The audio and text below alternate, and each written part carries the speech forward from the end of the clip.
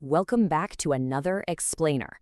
Today, we're breaking down the incredibly complex reality of Germany's World War II trajectory. We are going way beyond just the battles today.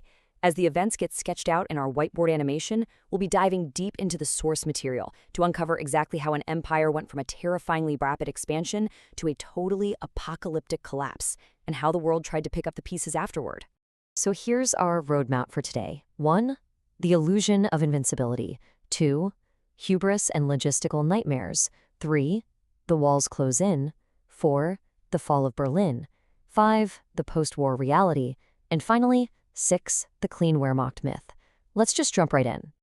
All right, Part 1. The Illusion of Invincibility. How early victories built a myth. Just think about the sheer speed of those early German conquests. I mean, it was absolutely staggering. Poland fell in less than a month. By April 1940, Denmark was conquered in less than 6 hours. That was literally the fastest campaign Germany would ever complete. Then came the sudden amphibious and airborne assaults on Norway, and finally, that stunning push through the Ardennes into France in May 1940, completely bypassing the Maginot Line. It was just this blur of mechanized movement that left the Allies totally reeling. But get this, here is a truly shocking fact behind all that speed. Out of the 53 German divisions in the invasion force for Poland, only 6 of them were actually mechanized panzer divisions. 6! Another 4 were motorized, sure, but the vast majority of the fighting was actually done by conventional infantry, relying incredibly heavily on horses. Yeah, horses. So that terrifying image of a fully mechanized, invincible juggernaut, in many ways, it was kind of an illusion. You know, when we hear the term Blitzkrieg, we so often think it was some magical, brand new military formula, right? Actually, no. The German High Command was really just applying the old, tried-and-true Prussian military strategy of decisive maneuver and encirclement. They just used concentrated tanks as the spearhead, rather than spreading them out like the French did.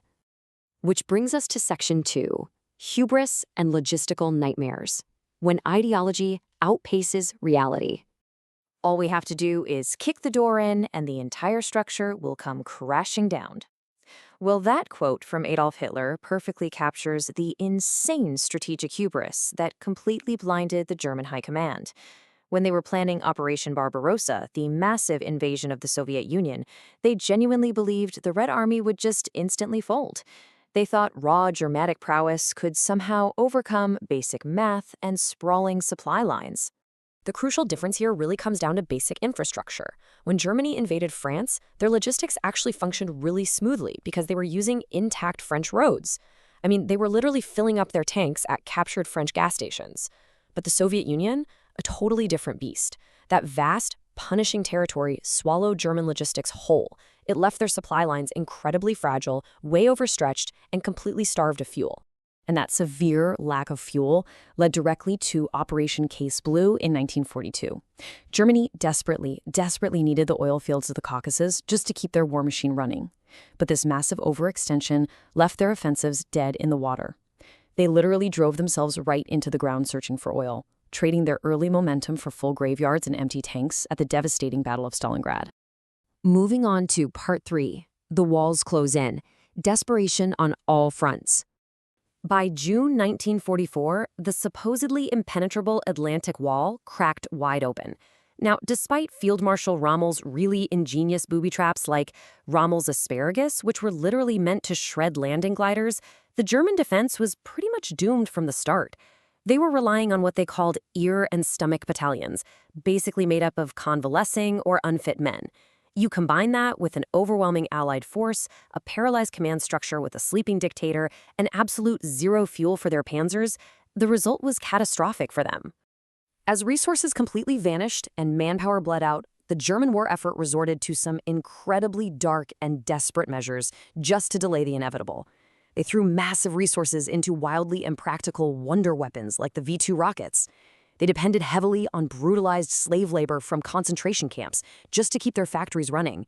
And they even created the Volkssturm, which was a desperate militia of boys and old men, arming them with bizarre last-ditch weapons. I mean, they were issuing single-shot, disposable flamethrowers that were essentially just oversized aerosol cans of fire. No way to win a war with that. Section 4, The Fall of Berlin, the Apocalyptic Final Act. 2.5 million. That is the staggering number of Soviet troops advancing on Berlin. They brought over 6,000 tanks and thousands of aircraft, all facing off against a mere 750,000 mostly unfit, starving, and severely undersupplied German defenders. The sheer scale of the Soviet revenge was absolute.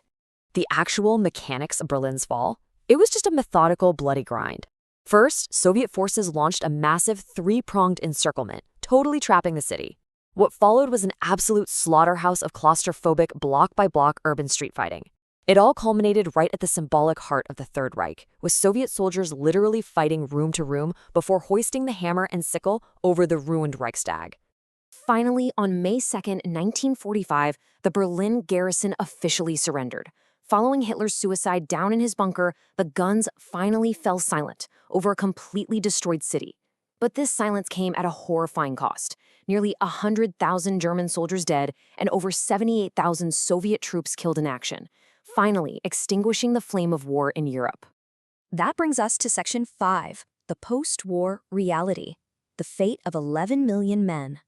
So, the war is over, but suddenly the Allies are faced with a massive logistical nightmare of their own. 11 million German prisoners of war. 8 million of them fell into the hands of the Western Allies, while the remaining 3 million were captured by the Soviet Union. And a prisoner's chance of survival? Well, it depended entirely on whose hands they fell into. In the US and Britain, conditions were largely humane. A lot of prisoners worked on farms, and some even watched Hollywood films in their off hours. In France, however, conditions were pretty abysmal, with many actually forced into the extremely lethal work of clearing leftover minefields. Meanwhile, the Soviets, who were demanding massive reparations for their devastated country, drafted their 3 million prisoners into a grueling 10 years of forced labor. Roughly 1/3 of them died in those camps. Meanwhile, back in Germany, you had the Allies attempting denazification. This was a massive effort to purge Nazi influence by putting millions of people through tribunals.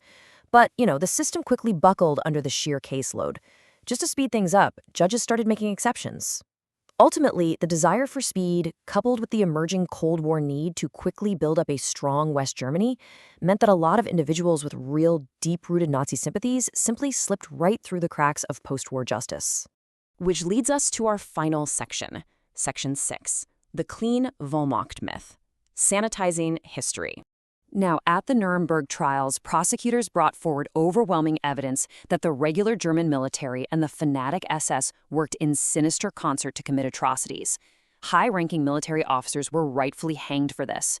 However, by 1950, in a rush to expedite Cold War remilitarization and build a new West German army, the government quietly began commuting the sentences of convicted war criminals, essentially sweeping their dark pasts right under the rug. And this exact situation led directly to what historians call the clean Wehrmacht myth.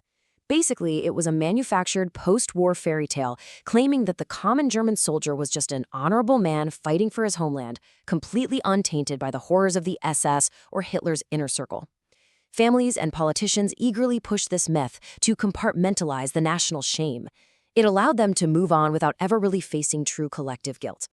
As we wrap up this explainer, I want to leave you with a question to chew on. Why do we so often choose to simplify history into comfortable myths, rather than confronting its dark, complex realities? The story of the German war machine shows us that history is never entirely black and white. It is always painted in incredibly uncomfortable shades of gray. Thanks so much for joining me for this deep dive, and remember to keep questioning the past.